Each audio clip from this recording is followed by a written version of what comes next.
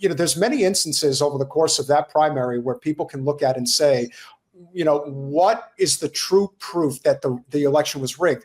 I look at the Washington primary, where Bernie was within an earshot of winning the entire 100 delegates in the state. Like, he destroyed Hillary in that state. He needed to get 75% of the vote, and he got like 73%. And yet, every single super delegate voter, including that little troll Patty, who I should just call Patty Mayonnaise at this point, Patty Murray gave, much like Governor Inslee and the rest of them, they all gave their super delegate vote to Hillary. And at that point, they're showing you clear as day, this thing is not on the level, and it never will be. So stop pretending. Well, Bernie actually put out this tweet today, shockingly, but he didn't accept. Bernie Sanders has an idea for the left. Don't run as Democrats. Well, Bernie, what the hell took you so long? I know. Great idea.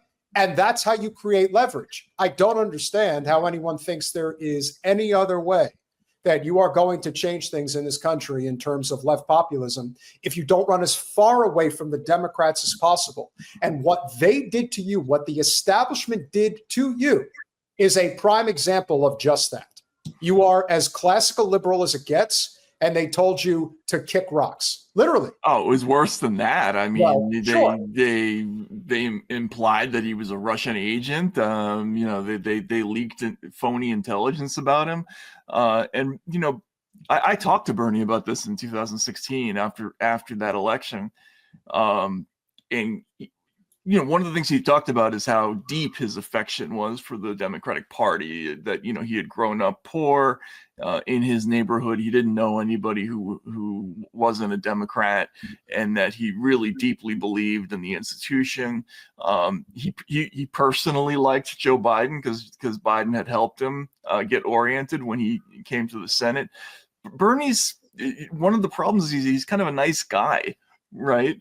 And those relationships meant a lot to him. So when they dirtied him up, and I think it was even worse for me in 2020, because he had proved that he could raise the money. That was the big criticism of him from within the party. How are you going to compete nationally if you can't raise money? And he led the party in money raising, and they still kneecapped him. And he took it, and as you say, one of the ironclad rules in politics is you have to extract a price from somebody when, you give them your support. And he didn't do it. He refused to do it. And he's only just now figuring out that, he should have gone solo. He should have threatened to walk a lot earlier. And we might be in a very different place right now because America is very ready to go in a different direction. You and I were both in Philadelphia on that fateful weekend in 2016. And I remember two things that always stood out. I was at that People's Convention at that church right around the corner from Ben Franklin's gravesite. And what I remember most about that event was when Nina Turner came to the stage, gave her speech, and then she embraced Jill Stein. And I remember saying to a friend of mine, that's going to play at the convention. I guarantee it. Yep. They're on pins and needles right now. And they, really are trying to create this illusion of this unification of the party. And then they kicked Nina out of the convention. And then the other thing that I remember is that you had half the delegates walk out. They put on the noise blockers and all those things to pretend like this didn't happen. The writing was on the wall for Bernie to make a monumental move, and he blinked. And we remember that Trump, when he was pushed up against the wall, he told them, no, you're totally going to be fair with me, or I'm going to run as an independent. Whereas Bernie was like, well, I think we could all get along here and everything will be fine. And can't we just get along? Can't you just talk to my good friend Joe and maybe we'll look up. The problem is see, this is why I find this infuriating, which is why I think it was always Mick resistance, because at the end of the day, that was the only opportunity we've seen where it would have been possible for that to actually happen if Bernie had decided to run as an independent. But the fact is, he never had any intention of getting as far as he did. I don't think so. I think now I see it more clearly than ever that I see the whole thing as sort of a facade. The whole political theater is like this ridiculous facade. And he's just playing his role as Mick resistance within what is supposed to be already the resistance, but it isn't either. Really? So I mean, it's all ridiculous. I mean, don't you think that Trump's election is proof that you can do devastating damage to the system? I mean, it could have been somebody else very easily, and votes still count. You know? I'm not saying, well, maybe they do. I mean, that's a whole other thing about like election integrity. I mean, that's a whole other thing. But I think that we've been headed in this trajectory my entire lifetime, and it has been completely irrelevant which administration has been in there. We have been on this capitalist trajectory that is out of control now. And Trump is not the problem. He is a symptom of what we've allowed to happen for so many years. And I've said it many times. I actually think he represents us best as to who we are in the world. I can't think of a better representation of what the United States is perceived as around the world than Donald Trump. So he's exactly what we've asked for. But the problem is a capital problem. And I do think that the trajectory has been the same with very few little exceptions and certain groups that get thrown bones here and there.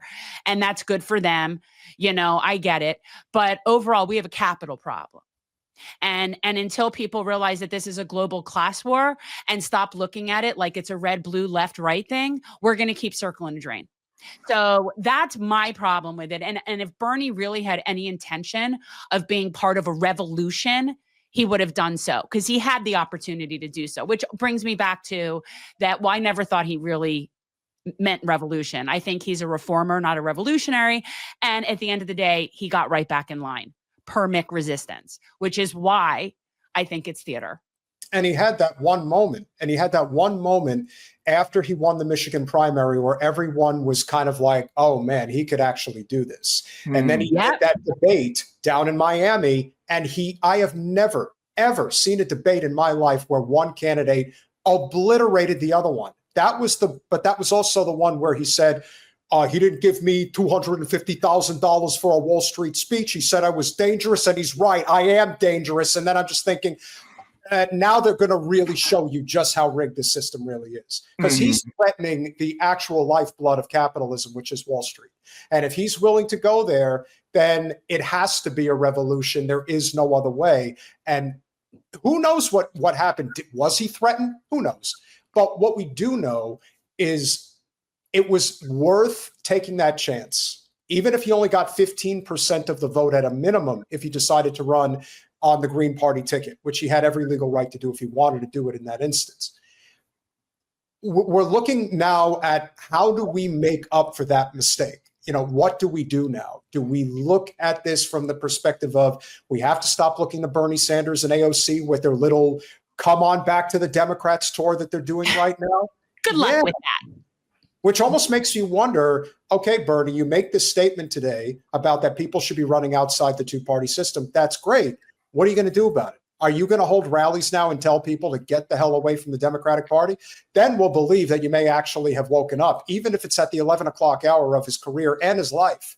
But at this point, he's got to either do something, shit, or get off the pot, because man alive, things are really bad out there. And I'm thinking, as you know, we kind of wind down the conversation, you look at the way that runaway broken capitalism is at this point, where you have all of these representatives doing insider trading in full public view.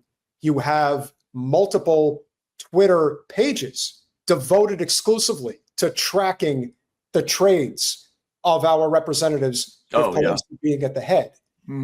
When you get to that point, in my opinion, you've reached a point of a vote of no confidence within the culture. And that's why things, I think, are spiraling.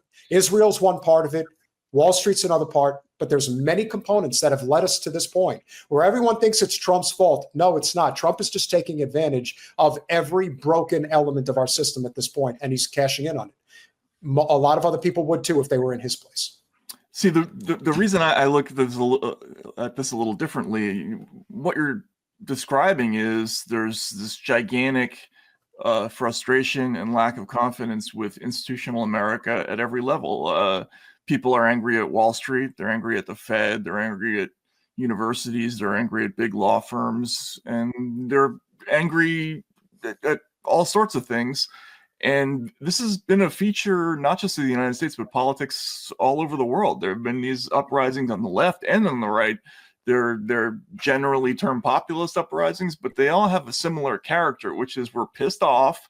Our governments are not delivering for us anymore, and we're going to elect somebody. I mean, I remember back in 2014, I think there was a clown who got a big share of the vote in Italy named Beppe Grillo, if I remember correctly.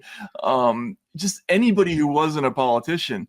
And I'm actually encouraged by the fact that a lot of these folks are winning. Even the Trump election shows that there is enough voter anger out there to propel somebody from outside the system into a leadership situation inside the system. Now, do we want this particular group of people running things? Maybe not, right? But it can be done. So I'm actually encouraged by it. I said it a while ago, look, I'm happy. Bring on the revolution. Facilitate that. Every single firing, every single cut, every single unemployed veteran, every single one of those people is a potential Luigi Mangione. And you know what? Everything that he's doing by pissing off his own base, by not being America first and all that stuff, that's facilitating all the anger amongst the red side. And that is a whole different animal that I don't think that people are prepared for. And we've said that before on this show. But yeah, I think it's just keep doing it. It's like mask off. Mask off. We are empire. We do not care. We don't care about the least of these. We're just all about, beachfront in Gaza. So I'm let them, I love it. Let them be who they are. It's like, you be you, boo.